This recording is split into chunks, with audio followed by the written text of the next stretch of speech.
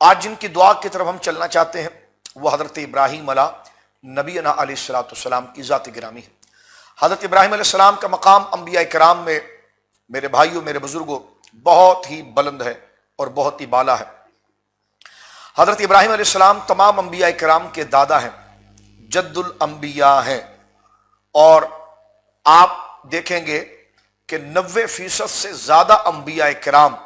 جو اس زمین پر آئے ہیں وہ آپ ہی کی اولاد ہیں، یعنی یا تو وہ حضرت اسحاق علیہ السلام کی اولاد ہیں یا وہ حضرت اسماعیل علیہ السلام کی اولاد ہیں۔ اور حضرت ابراہیم علیہ السلام کے یہ دونوں شہزادے ہیں۔ حضرت ابراہیم علیہ السلام کی بڑی زوجہ سیدہ سارہ رضی اللہ تعالی عنہا کے صدف اقدس سے حضرت اسحاق تولد کرتے ہیں، اور حضرت سیدنا ابراہیم علیہ السلام کی جو چھوٹی زوجہ ہیں سیدہ ہاجرہ، ان سے حضرت اسماعیل پیدا ہوتے ہیں۔ تو حضرت اسماعیل اور حضرت اسحاق یہی تمام انبیاء کے دادا ہیں، اور حضرت ابراہیم علیہ السلام ان کے ابو ہیں۔ تو جد الانبیاء حضرت ابراہیم علیہ السلام کی ذات گرامی ہے۔ حضرت ابراہیم کو تمام مذاہب میں یہ برکت حاصل ہے جو میں نے کل سیدہ زہرا پاک کے یوم میں بھی آپ سے ذکر کرنے کی سعادت حاصل کی ہے، کہ جتنے وہ لوگ جو آسمانی وحی کے قائل ہیں، نبوت کے قائل ہیں، آسمانی نبوت کے قائل ہیں، اور جو اللہ رب العالمین جل وعلا کی جانب سے وہ یہ عقیدہ رکھتے ہیں کہ زمینی جو دین ہے اس کی کوئی حقیقت نہیں، انسان کی تہذیب اور اس کے طور و طریقے کے لیے اللہ رب العالمین نے آسمان سے دین اتارا ہے، یعنی جس میں کسی انسان کی نقل و حرکت اور اس کے عزائم کی آمیزش نہیں۔ وہ جتنے بھی مذاہب ہوں وہ آپس میں شدید اختلافات ضرور رکھتے ہیں، ایک دوسرے سے شدید اختلافات ضرور رکھتے ہیں، اور کیونکہ کچھ لوگوں میں ایسی چیزیں داخل ہو گئی ہے، لیکن حضرت ابراہیم علیہ نبی علیہ الصلوۃ والسلام کی ذات گرامی یہ ایسی ذات ہے کہ جس کے بارے میں وہ تمام کے تمام اپنی زبانوں کو تر رکھتے ہیں۔ حضرت ابراہیم علیہ نبی علیہ الصلوۃ والسلام اللہ کے خلیل ہیں، اللہ رب العالمین نے آپ کو خلیل بنایا۔ یہ ضرور ہے کہ حضرت ابراہیم علیہ السلام جو دعائیں آپ نے مانگی تھی اللہ کے دین کے لیے اور اللہ کے دین اور توحید کی بقا کے لیے، وہ دعاؤں کی کا مدعا تو میرے اور آپ کے پیارے نبی خاتم النبیین سید المرسلین دعائے ابراہیم خلیل جناب محمد رسول اللہ صلی اللہ علیہ وسلم ہی کی ذات گرامی ہے۔ آپ ہی نے حضرت ابراہیم کی دعا کو 4 چاند لگائے، اور 4 دنگ عالم کے اندر اگر آج حضرت ابراہیم علیہ السلام کا وہ دین جو آپ لے کر آئے تھے اللہ کی طرف سے، وہ صحیح شکل اور صحیح صورت میں اگر کہی ہیں تو وہ جناب محمد عربی صلی اللہ علیہ وسلم کو عطا کردہ قرآن مجید کے اندر موجود ہے۔ ہم حضرت ابراہیم علیہ السلام کی دعا کی طرف جانے سے پہلے مقام ابراہیم علیہ نبی علیہ الصلوۃ والسلام کو آپ کے سامنے ذکر کرنا چاہتے ہیں۔ قرآن کریم میں ایک جگہ نہیں، متعدد جگہ پر حضرت ابراہیم علیہ نبی علیہ الصلوۃ والسلام کا ذکر فرمایا اور آپ کے مناقب اور آپ کی شان کو ذکر کیا۔ سورہ صافات اگر ہم دیکھیں گے تو سورہ صافات کی آیت نمبر 84 میں اللہ رب العالمین جل وعلا نے حضرت ابراہیم علیہ السلام کا ذکر اس انداز میں کیا، فرما سلام علی نوح فی العالمین، نوح پر سلام ہو جہانوں میں، تمام جہانوں میں حضرت نوح علیہ السلام پر سلام ہو۔ اللہ رب العالمین فرماتا سلام علی نوح فی العالمین، تمام جہانوں میں نوح علیہ الصلوۃ والسلام پر سلام ہو۔ انا کذالک نجزی المحسنین، ہم اسی طرح بدلہ دیتے ہیں محسنین کو، اجر دینے والے کو، جس طرح ہم نے نوح علیہ السلام کا واقعہ آپ کی خدمت میں ذکر کیا تھا کہ اللہ رب العالمین نے آپ کی کشتی اور آپ کی کشتی میں سوار تمام لوگوں کو کس طرح نجات عطا فرمائی۔ ارشاد ہوا سلام علی نوح فی العالمین انا کذالک نجزی المحسنین انہ من عبادنا المؤمنین، کہ بے شک نوح جو تھے تمام جہانوں میں سلام نوح پر ہو، اور اسی طرح ہم اپنے نیک اور محسنین بندوں کو ہم نجات عطا کرتے ہیں۔ انہ من عبادنا مؤمنین، فرمایا انہ من عبادنا المؤمنین، اور بے شک نوح جو ہے وہ ہمارے مومنین بندوں میں سے ہے۔ فرمایا ثم اغرقنا الآخرین، ہم نے جو اس کے علاوہ جو تھے جو نوح علیہ السلام کی جماعت کے مقابلے پر آئے تھے، پھر ہم نے غرق کر دیا دوسرے لوگوں کو۔ اور پھر اللہ رب العالمین آگے ارشاد فرماتا ہے وَإِنَّ مِن شِيعَتِهِ لَإِبْرَاهِيمَ إِذْ جَاءَ رَبَّهُ بِقَلْبٍ سَلِيمٍ، فرمایا اور ان کی جماعت میں سے، یعنی حضرت نوح علیہ السلام کی جماعت میں سے ابراہیم بھی تھے جب وہ حاضر ہوئے اپنے رب کے دربار میں قلب سلیم کے ساتھ۔ یہاں پر اللہ رب العالمین نے سورہ صافات میں حضرت ابراہیم علیہ السلام کا ذکر فرمایا، اور آپ کو نوح حضرت سیدنا نوح علیہ السلام کی جماعت کا فرد قرار دیا، اور آپ دیکھیں فرمایا کہ وَإِنَّ مِن شِيعَةِ لَإِبْرَاهِيمَ، اور ابراہیم علیہ السلام جو تھے وہ حضرت نوح علیہ السلام کی جماعت اور گروہ سے تھے، اِذْ جَاءَ رَبَّهُ بِقَلْبٍ سلیم، جس وقت وہ اپنے رب کے سامنے آئے تو قلب سلیم کے ساتھ آئے۔ قلب سلیم کس کو کہتے ہیں؟ یہ دل کی ایک کیفیت کا نام ہے۔ قلب سلیم کا آسان تعریف مفسرین نے کی ہے، وہ دل جو کفر سے اور نفاق سے پاک ہو، وہ دل جو کفر سے، شرک سے اور نفاق سے پاک ہو، وہ قلب سلیم ہے، جو اللہ رب العالمین صالحین کو یہ مقام عطا فرماتا ہے۔ سورہ مریم کے اندر محترم ناظرین آپ دیکھیے، سورہ مریم کی آیت نمبر 41 میں اللہ رب العالمین نے حضرت ابراہیم علیہ السلام کا ذکر ایک اور جگہ پر کیا، فرمایا وَاذْكُرْ فِي الْكِتَابِ ابراہیم، اور ذکر کیجئے، یاد کیجئے، بیان کیجئے آپ کتاب میں ابراہیم علیہ السلام کا، ذکر کیجئے کتاب میں ابراہیم علیہ السلام کا، اِنَّهُ كَانَ صِدِّيقًا نَبِيًّا، کہ بے شک وہ بہت سچے نبی تھے۔ صدیق النبی، صدیق مبالغے کا صیغہ ہے، یعنی ایسی ذات جو کبھی جھوٹ نہ بولتی ہو، ایسی ذات جس سے جھوٹ بنتا ہی نہ ہو۔ اللہ رب العالمین نے خود حضرت ابراہیم علیہ نبی علیہ السلام کی شان اور منقبت کو یہاں پر ذکر فرمایا، وَاذْكُرْ فِي الْكِتَابِ ابراہیم اِنَّهُ كَانَ صِدِّيقًا نَبِيًّا، اور ذکر کیجئے آپ کتاب میں ابراہیم کا کہ ابراہیم جو ہے علیہ السلام وہ بڑے سچے نبی تھے۔ اسی طرح قرآن کریم میں ہم ایک اور جگہ پر حضرت ابراہیم علیہ السلام کے ذکر کو، جو اللہ رب العالمین نے جس شان کے ساتھ حضرت ابراہیم علیہ السلام کا ذکر کیا ہے، انسان جب اس آیت کو پڑھتا ہے تو اس کا دل حضرت ابراہیم علیہ السلام کے احترام میں اور محبت میں جھک جاتا ہے۔ تیسری آیت میں آپ کے سامنے پیش کرنے جا رہا ہوں، یہ سورہ ہود ہے۔ سورہ ہود کی آیت نمبر 75 ہے، اور اللہ رب العالمین نے 3 صفتیں حضرت ابراہیم علیہ السلام کے ذکر فرمائی۔ اِنَّ ابراہیم لحلیم اواہ منیب، یہ 3 صفتیں حلیم، اواہ اور منیب۔ فرمایا بے شک ہمارا ابراہیم جو ہے علیہ السلام لحلیم، یہ حلیم ہے۔ یہ حضرت ابراہیم علیہ السلام کی طبیعت کو اور آپ کے مزاج کو اللہ رب العالمین ذکر کرتا ہے کہ اِنَّ ابراہیم لحلیم، میرا ابراہیم جو وہ حلیم ہے۔ حلیم کا معنی بردبار، بردباری کا معنی یہ ہے کہ جو اپنے دشمن سے انتقام لینے میں جلدی نہ کرتا ہو، اس کی جہالت سے صرف نظر کرتا ہو، ترکی و ترکی اس کے مقابلے پر نہ آتا ہو، جیسا وہ کہے اس طرح جواب نہ دیتا ہو، بلکہ حلیم وہ ہے، وہ بردبار ہے جو بدی کرنے والے کے لیے انتقام میں جلدی نہ کرتا ہو، جو اپنے دشمن کے لیے گریبان پر ہاتھ ڈالنے کی بجائے درگزر سے کام رکھتا ہو۔ ایسے حوصلے والا، ایسی کرامت والا اور ایسے سمندروں جیسے سینے رکھنے والے شخص کو حلیم کہتے ہیں، انتہائی برداشت والا، انتہائی بردبار۔ اور یہ شان اللہ رب العالمین نے خود حضرت ابراہیم کے ذکر کیے۔ دیکھیں ایک ایک شان قرآن مجید کے اندر سیدنا ابراہیم کی منقبت کے طور پر آئی۔ فرمایا اِنَّ ابراہیم لحلیم، بے شک ہمارا ابراہیم بہت بردبار ہے، بہت حلیم ہے۔ اور آپ کے خاندان میں یہ حلم پھر آیا جو حضرت امام حسن میں نظر آتا ہے، حضرت امام حسین میں نظر آتا ہے۔ فرمایا اِنَّ ابراہیم لحلیم اواہ، اواہ کا معنی ہے غمخوار، مظلوموں پر غمخواری کرنے والا، ان پر ترس کھانے والا، مظلوموں کا ساتھ دینے والا، مظلوموں کی داد رسی کرنے والا، گرتوں کو سہارا دینے والا، پریشان حال کو دیکھ کر خود پریشان ہو جانے والا، اور پھر تمام کوششیں اس کی پریشانی کو اور اس کی محتاجی کو ختم کرنے میں لگانا۔ اواب غمخوار، حلیم بردبار، منیب ہر حال میں اپنے رب کی طرف رجوع کرنے والا، ہر حال میں اپنے رب کی طرف رجوع کرنے والا۔ یہ 3 شانیں اللہ رب العالمین نے سورہ ہود کی آیت نمبر 75 کے اندر حضرت ابراہیم علیہ السلام کے لیے ذکر فرمائی کہ اِنَّ ابراہیم لحلیم اواہ منیب، کہ بے شک ابراہیم بڑے بردبار، رحم دل اور ہر حال میں اپنے رب کی طرف رجوع کرنے والے تھے۔ یہ ایک شان اللہ رب العالمین نے حضرت ابراہیم کے ذکر کی ہے۔ ایک اور آیت ہم آپ کی دعا کی طرف چلنے سے پہلے ذکر کرنا چاہتے ہیں، اور یہ اللہ رب العالمین نے اس کو ذکر فرمایا ایک اور جگہ پر۔ فرمایا اِنَّ ابراہیم کان امۃ قانتا للہ حنیفا، کہ بے شک ابراہیم ایک مرد کامل ہیں، اللہ تعالیٰ کے مطیع بندے ہیں۔ اِنَّ ابراہیم کان امۃ قانتا للہ تعالی للہ حنیفا، اِنَّ ابراہیم کان امۃ قانتا للہ حنیفا، کہ بے شک ابراہیم ایک مرد کامل تھے، اللہ تعالیٰ کے مطیع تھے اور یکسوئی کے ساتھ اللہ کی طرف راغب ہونے والے تھے۔ قانتاً کا معنی ہے مطیع فرمان بردار ہونا، حنیف کا معنی ہے درستگی کے ساتھ، یکسوئی کے ساتھ اللہ رب العالمین جل وعلا کی طرف راغب ہونے والا۔ اور اس سے پہلے اللہ رب العالمین نے ایک اونچی شان، جیسے حلیم آپ کی ایک اونچی صفت بیان کی گئی، اواہ آپ کی ایک صفت بیان کی گئی، منیب آپ کی ایک صفت بیان کی گئی ہے، اور صدیقا نبیّا آپ کی یہ صفت بیان کی گئی ہے، تو یہاں پر بھی اللہ رب العالمین نے آپ کی 3 صفات بیان کی: امت،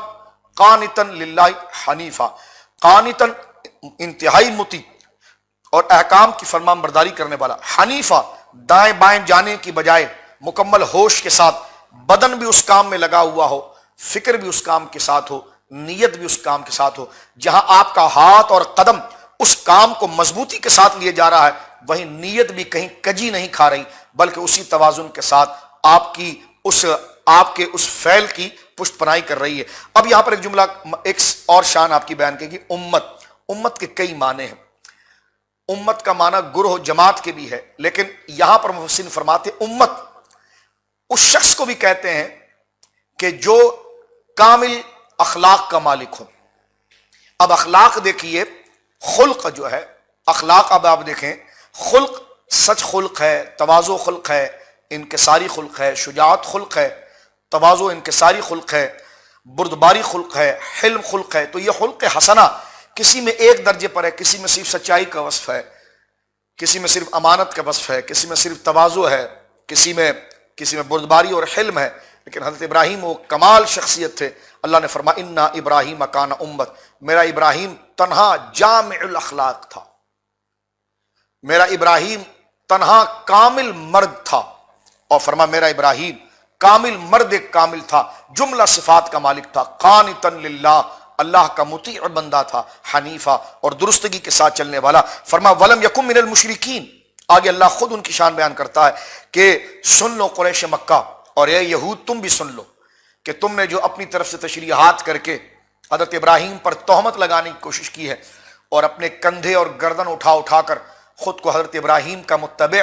ثابت کرنے کی کوشش کرتے ہو، تو ابراہیم نہ یہودی ہے نہ نصرانی ہے، ابراہیم کامل مسلم ہے، کامل مومن ہے۔ اور وہ کون ہے؟ فرما ولم یکن من المشرکین، اور وہ مشرکوں میں سے نہ تھے، شاکرا لانعمہ، اور ہر حال اور ہر لمحہ شکر گزار تھے اللہ کی نعمتوں کے۔ اور اللہ فرماتا اجتباہ وہداہ الی صراط مستقیم، اللہ تعالیٰ نے انہیں چن لیا اور انہیں ہدایت فرمائی سیدھے راستے کی۔ اب آپ دیکھیے پوری منقبت اللہ رب العالمین جل وعلا نے حضرت ابراہیم علیہ نبی علیہ السلام کی شان جلالت اور آپ کی قدر و شان کے اندر اللہ رب العالمین نے یہ ذکر فرمائی کہ اللہ نے حضرت ابراہیم علیہ السلام کو یہ مقام اور یہ مقام سرفرازی عطا فرمائی کہ آپ کو صدیق النبی اللہ نے فرمایا، حلیم اللہ نے آپ کو فرمایا، اواہ آپ کو فرمایا، منیب آپ کو فرمایا،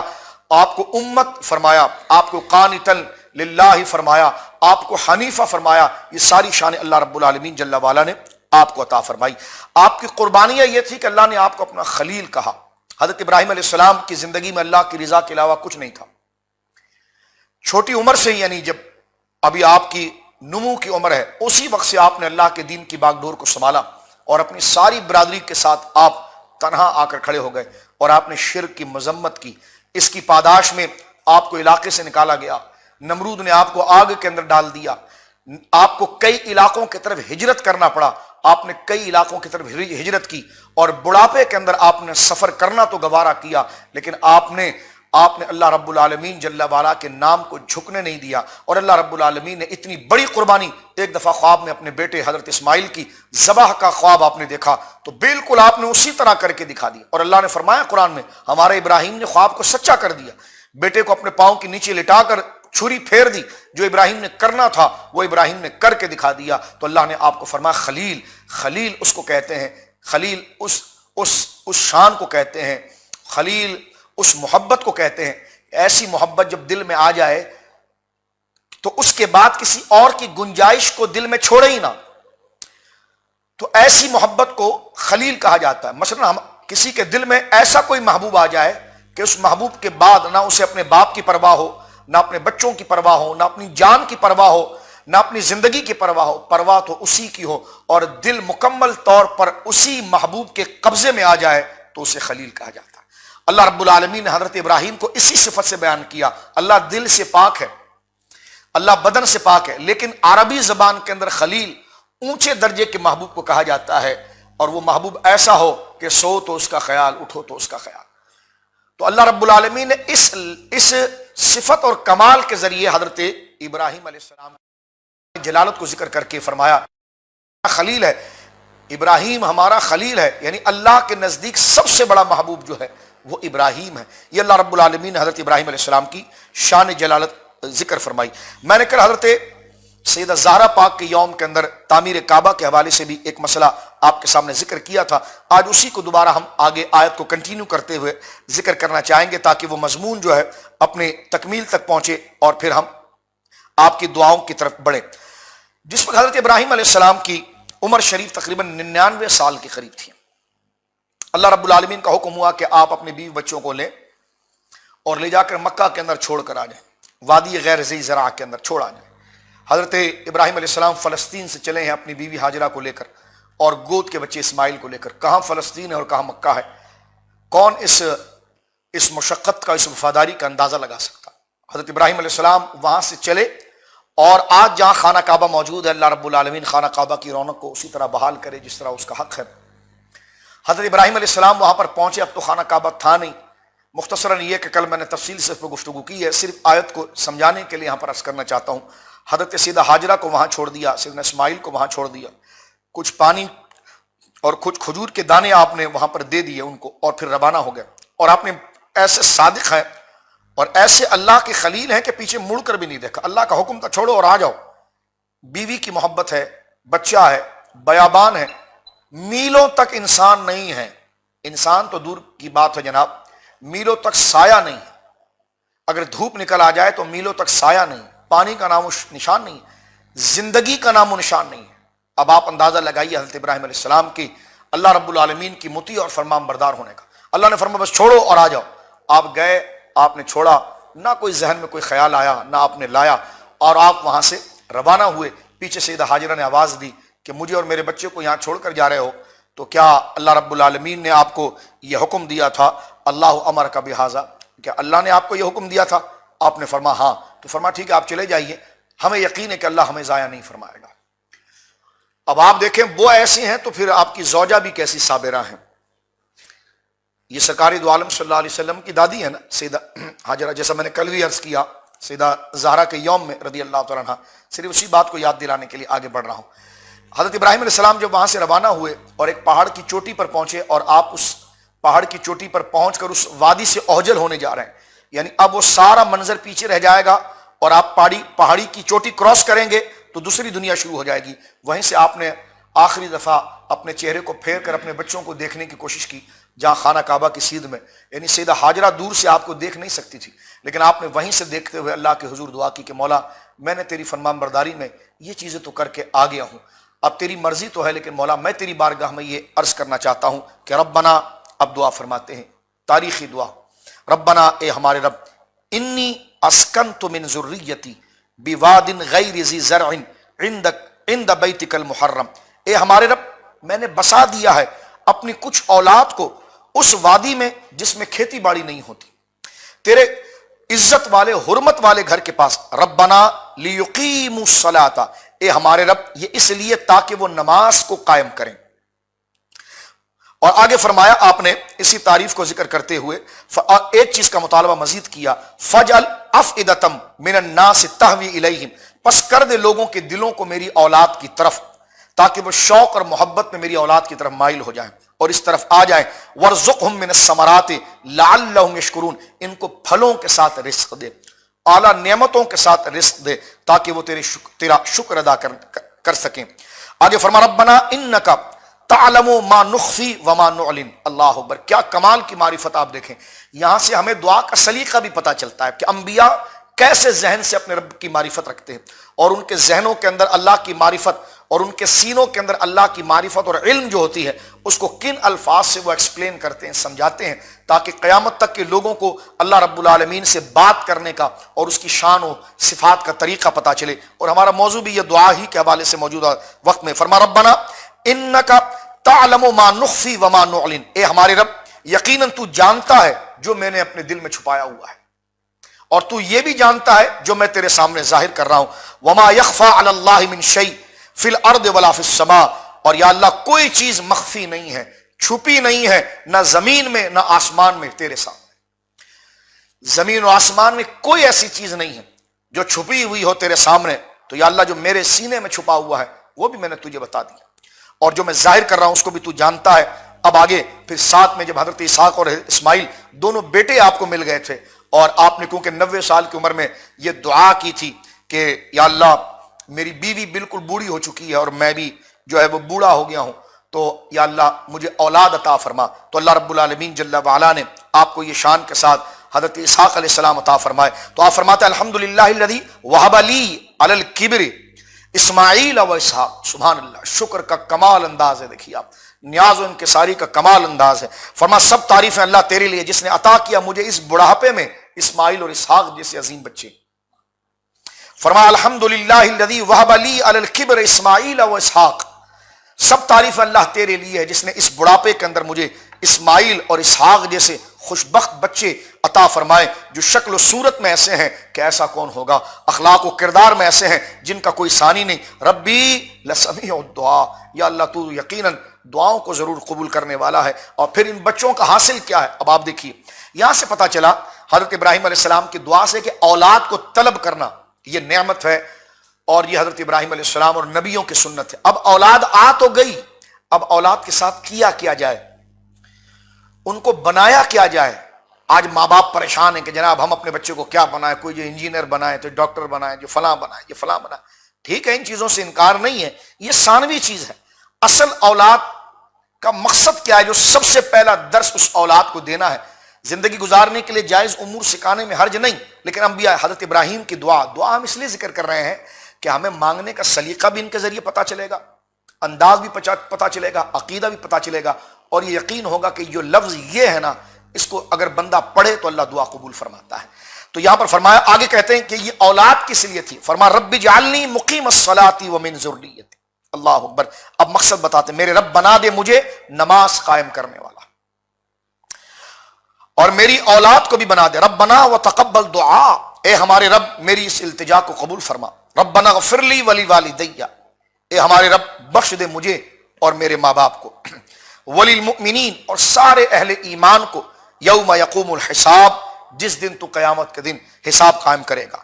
یہ اللہ رب العالمین کے پیارے محبوب حضرت سیدنا ابراہیم علیہ السلام نے اللہ رب العالمین جل وعلا کے حضور دعا مانگی۔ ہم اس بات کو سمیٹتے ہوئے آپ کی ایک آخری دعا کی طرف چلنا چاہیں گے۔ حضرت ابراہیم علیہ السلام نے اللہ رب العالمین سے ایک دعا اور مانگی، فرما ربی حبلی حکما والحقنی بالصالحین واجعل لی لسان صدق فی الاخرین۔ بہت کمال کی دعا ہے۔ آپ دعا فرماتے ربی حبلی حکما والحقنی بالصالحین، اے میرے رب مجھے حکم یعنی علم و عمل عطا فرما اور دانائی عطا فرما، تاکہ مجھے ایسا علم دے اور ایسا عمل دے اور ایسی دانائی عطا فرما کہ اگر تو نے مجھے اپنی اس پوری کائنات کا خلیفہ بنایا ہے تو میں خلافت الہیہ کی امامت سنبھال سکوں، میں لوگوں کے مزاج کو سمجھ سکوں، مجھے پھر سیاست دینیہ بھی عطا فرما۔ سیاست کا معنی یہ ہے کہ لوگوں کی ضرورت کی تکمیل کرنا، لوگوں کی حاجات کی تکمیل کرنا۔ یا اللہ پھر میرا دل بھی ایسا نرم کر دے، میری سوچ کو بھی ایسا کشادہ کر دے، میری زبان میں بھی یہ تاثیر دے دے، تاکہ میں تیرے نظام کو تیرے بندوں تک پہنچا بھی سکوں، اور سیاست زمینی جو ہے، جو ان کی ضرورت ہے، خوراک ہے، ان کی جان کی حفاظت ہے، ان کا لباس ہے، ان کے تمام معاملہ، ان کے عقیدے کے ساتھ ساتھ ان کے زیست اور زندگی کے جو سامان ہیں، ان کے معاش کے جو سامان ہیں، اس کی سیاست بھی مجھے عطا فرما۔ فرمایا ایک چیز میں سب مانگ لی، فرما ربی حبلی حکما، یا اللہ مجھے علم و عمل و دانائی کا مجموعہ عطا فرما، والحقنی بالصالحین، اور مجھے نیکوکاروں سے ملا دے۔ یہاں پر دیکھیے حضرت ابراہیم کا یہ جملہ بھی بڑا کمال کا ہے کہ آپ نے یہ ارشاد فرمایا کہ مجھے نیکوکاروں سے ملا دے، والحقنی بالصالحین، اور اے اللہ مجھے نیکوکاروں سے ملا دے۔ یہاں سے یہ پتا چلا کہ انبیاء کرام کی سنت ہے یہ ہے کہ وہ صالحین سے جڑنا چاہتے ہیں، لہذا ہماری دعاؤں میں بھی یہی ہونا چاہیے، اللہم توفنا مع المسلمین والحقنا بالصالحین۔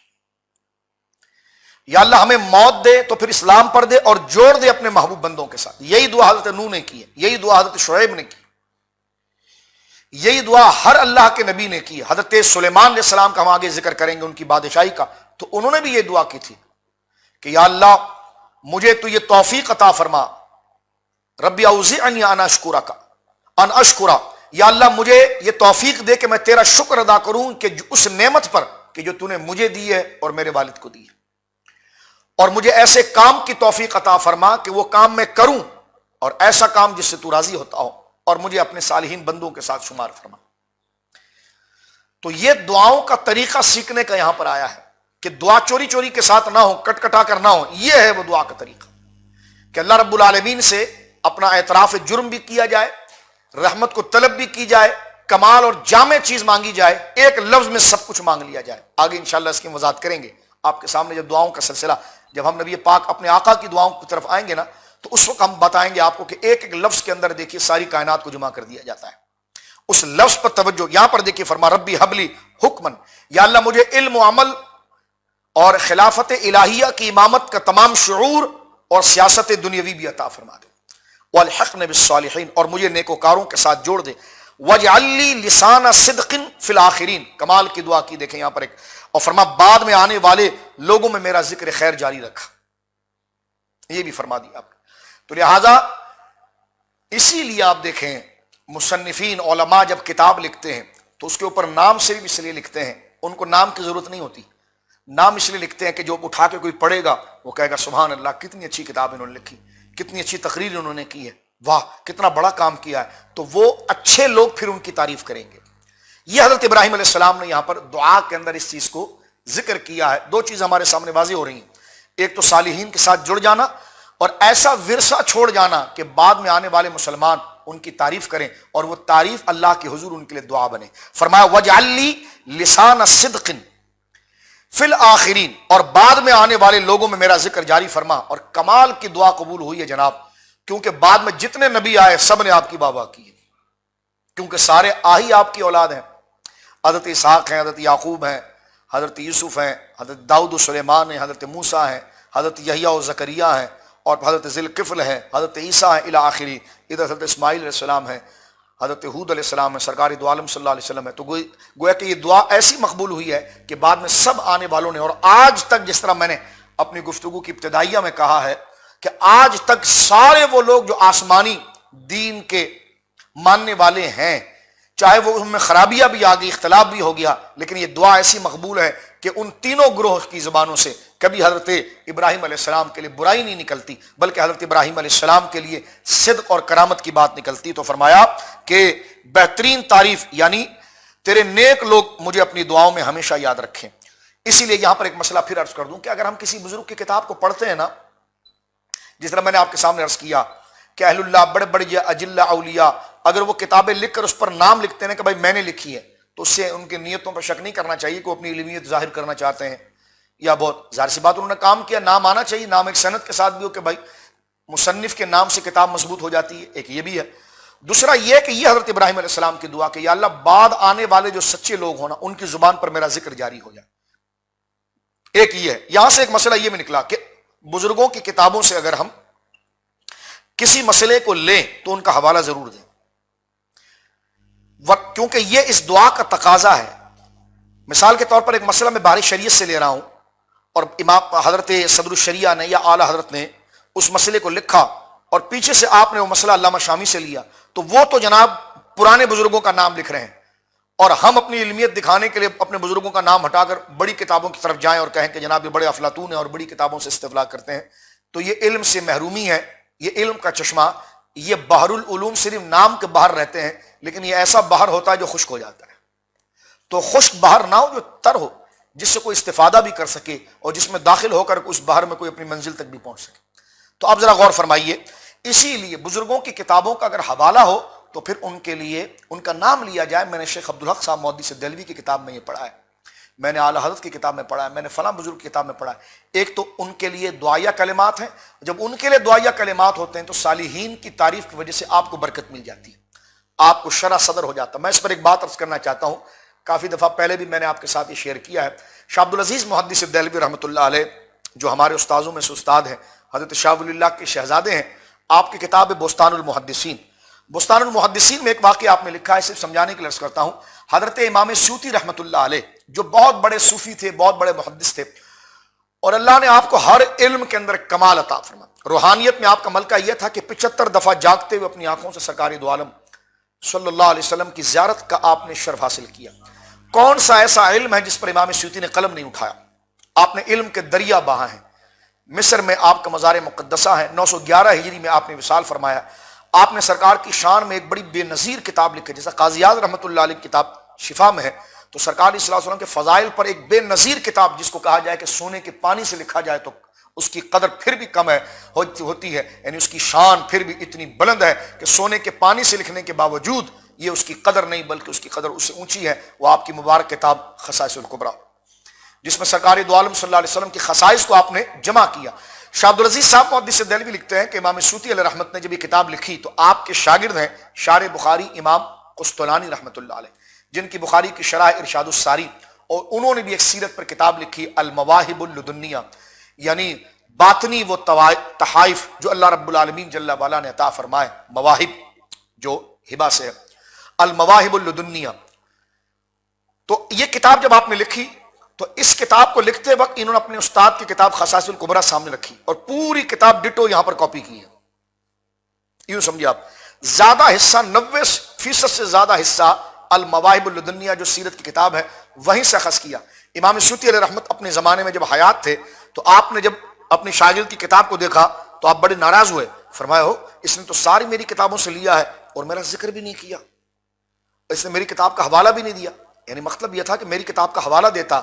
تو یہ میری کتاب کا حوالہ میرے لیے دعا بنتا، جس طرح یہاں پر فرمایا حضرت ابراہیم نے وَجْعَلْ لِي لِسَانَ صِدْقٍ فِي الْآخِرِينَ، بعد میں آنے والے لوگوں میں میرا ذکر خیر فرما دے، ان کی زبانوں پر میرا ذکر خیر فرما دے تاکہ وہ میرے لیے دعا کریں۔ حضرت امام سیوطی نے جب دیکھا کہ انہوں نے ساری کتاب کا اکثر حصہ میری کتاب سے لیا ہے اور میری کتاب کا کہیں ذکر ہی نہیں کیا، میرا ہی کہیں ذکر نہیں کیا، کہ پڑھنے والا اگر پڑھتا اس کو بات سرکار کی شان کی پسند آتی اور میرا نام نیچے دیکھتا تو وہ کہتا یار اللہ غریق رحمت کرے، اللہ برکتیں اتارے حضرت امام سیوطی پر، ان کی قبر پر، تو یہ میرے لیے دعا بنتی۔ آپ نے اپنے تلامذہ کو بلایا اور کہا کہ میں اس کو آگ کرتا ہوں، اللہ، اور کہہ دو قسطلانی کو کہ آئندہ میرے دروازے پر نہ ہے۔ شاہ عبدالعزیز محدث دہلوی کہتے ہیں نہیں یہ تو صوفی شخص تھے، لیکن آپ دیکھیں یہ کتنی یعنی ظاہر سی بات ہے دعا سے محروم کر دینا۔ حضرت شاہ عبدالعزیز محدث دہلوی بستان المحدثین میں لکھتے ہیں کہ انہوں نے پورا جرگہ لیا، کئی علماء کو جمع کیا اور بڑی منت سماجت کی امام سیوطی سے۔ امام سیوطی اس دنیا سے چلے گئے لیکن انہوں نے امام قسطلانی سے ملاقات نہیں کی۔ تو آپ اندازہ لگائیے یہ کس قدر ضروری ہے، اور یہ ہمیں کیسے سمجھ میں آ رہا ہے؟ قرآن کی ان دعاؤں سے جو انبیاء کی۔ اس لیے میں نے کہا تھا انبیاء کی دعائیں پڑھنی چاہیے، اس سے ہمیں آداب آتے ہیں، اس میں ہمیں سلیقہ آتا ہے، ہمیں پتہ چلتا ہے کہ رب سے مخاطب کیسے ہوتے ہیں اور کیا کیا چیز رب سے مانگی جا سکتی ہے اور کیا مانگنی چاہیے۔ ادھر ادھر جانے کے بجائے اصولی چیز اگر مانگ لی جائے تو باقی چیزیں تو اس میں خود ہی آ جاتی۔ فرما ربی حبلی حکما والحقنی بالصالحین، یا اللہ مجھے صحیح فیصلہ علم و عمل کے ساتھ وہ قوت عطا فرما اور مجھے نیکوکاروں میں شمار فرما، اور بعد میں آنے والے لوگوں میں میرا ذکر خیر فرما۔ آگے آپ فرماتے ہیں وَجْعَلْنِي مِن وَرَثَةِ جَنَّةِ النَّعِيمِ، اور مجھے نعمت والی جنت کے وارثوں میں بنا دے، یعنی جنت کو طلب کرنا یہ انبیاء کرام کی سنت ہے۔ آپ نے پھر آگے آپ نے یہ دعا فرمائی وَغْفِرْ لِي أَبِي إِنَّهُ كَانَ مِنَ الضَّالِّينَ، اور میرا اور وہ خوبصورت واقعات جو اللہ رب العالمین نے خود اپنے کلام کے اندر بیان کیے۔ لیکن یہ جملہ کہتے ہوئے میں اپنی بات کو ختم کرتا ہوں کہ پورا قرآن آپ پڑھ لیجئے کہ اللہ رب العالمین نے جس کی زندگی کو ماڈل قرار دیا ہے، ساری انسانیت کے لیے ماڈل قرار دیا ہے اور ایسا نمونہ قرار دیا ہے جس کو دیکھ کر ہم اپنی زندگی کو سنوار سکیں، وہ دو ذاتیں ہیں۔ ایک نبی کریم، اس کو عربی زبان میں اس ماڈل کو کہا جاتا ہے، نمونے کو کہا جاتا ہے اسوہ، اسوتن، کہ جس کو بنیاد بنا کر بندہ اپنی زندگی کے راستے پر چلتا ہے۔ تو یہ بہت بڑی صفت ہے کہ جو تمام انسانوں کے لیے سارے انسان اس کو فالو کریں۔ پورا قرآن پڑھ کے دیکھیے، دو شخصیات ایسی ہیں قرآن نے جن کو کہا کہ ان کی اسوہ فالو کی جائے، اور ان کی اسوہ جو ہے وہ انسانیت کے لیے ہے۔ ایک میرے اور آپ کے آقا خاتم النبیین سید المرسلین جناب رسول کریم صلی اللہ علیہ وسلم، اور سورہ ممتحنہ پڑھ کر آپ دیکھیے اس میں حضرت ابراہیم علیہ السلام، دو ایسی شخصیت ہیں جن کی ذات کو اللہ نے یہ کمال عطا فرمایا ہے۔ انشاءاللہ العزیز ہم کل کے درس میں یا پھر اعلان کے ذریعے جیسی مصروفیت رہی انشاءاللہ ہم آپ کی خدمت میں حاضر ہو جائیں گے، اور حاضر ہو کر انشاءاللہ العزیز جو ہے مزید اس میں علمی نکات اور دعاؤں اور آداب دعا، آداب بندگی، اپنے عقیدوں کے درستگی کے لیے اور آپ کے معجزات اور کمالات کو ذکر کرنے کو انشاءاللہ ہم اپنے درس میں شامل کریں گے۔ اللہ رب العالمین آج کے اس درس کو اپنی بارگاہ میں قبولیت اور منزلت عطا فرمائے، اور اللہ رب العالمین جل وعلا حضرت ابراہیم علیہ السلام نے جو یہ مبارک اور مقدس دعا فرمائی ہے کہ ربی حبلی حکما والحقنی بالصالحین واجعل لی لسان صدق فی الآخرین ولا تخزنی یوم یبعثون یوم لا ينفع مال ولا بنون الا من اتى الله بقلب سلیم ربنا اغفر لی ولوالدی وللمؤمنین یوم یقوم الحساب۔ آپ نے یہ بھی دعا فرمائی جو بڑی مبارک دعا تھی۔ آپ ارشاد فرماتے رب اجعلنی مقیم الصلاۃ ومن ذریتی ربنا وتقبل دعاء ربنا اغفر لی ولوالدی وللمؤمنین یوم یقوم الحساب ربنا ظلمنا انفسنا وَإِن لَمْ تَغْفِرْ لَنَا وَتَرْحَمْنَا لَنَكُونَنَّ مِنَ الْخَاسِرِينَ۔ اللہ رب العالمین تمام پر خاص کرم و فضل فرما، جو درس میں شامل رہے تمام پر خاص فضل و کرم فرما۔ مولا کریم تمام عالم اسلام پر اپنا خاص فضل و کرم فرما۔ مولا کریم اس موجودہ وبا سے ہر کلمہ گو مسلمان مرد و عورت بچوں کو محفوظ فرما۔ یا الہ العالمین جو اس میں مبتلا ہو گئے انہیں شفا عطا فرما، اور مولا کریم جو اس میں مبتلا ہو کر اس دنیا سے چلے گئے اپنے فضل سے ہمارے آقا سیدنا ابراہیم خلیل کے صدقے مولا کریم انہیں درجہ شہادت عطا فرما۔ مولا کریم مملکت خداداد پاکستان کی حفاظت فرما، اس وبا سے مولا کریم حفاظت فرما، تمام عالم اسلام کی حفاظت فرما۔ حرمین شریفین کی بہاروں کو مولا کریم اسی طرح پھر برآور فرما، قبلہ اول کو آزادی نصیب فرما، فلسطین کے مظلوم مسلمانوں پر خاص کرم فرما، کشمیر کے مظلوم مسلمانوں پر خاص فضل فرما، مسلمان جہاں جہاں پر آباد ہے مولا کریم تمام کی جان مال عزت و آبرو کی حفاظت فرما۔ یہ ٹوٹے پھوٹے کلمات مولا کریم اپنی بارگاہ میں قبول فرما۔ اللہم توفنا مع المسلمین والحقنا بالصالحین والحقنا بالصالحین والحقنا بالصالحین یا حنان یا منان یا رب العالمین، وصلی اللہ علی خیر خلقہ محمد وعلی آلہ وصحبہ اجمعین برحمتک یا ارحم الراحمین۔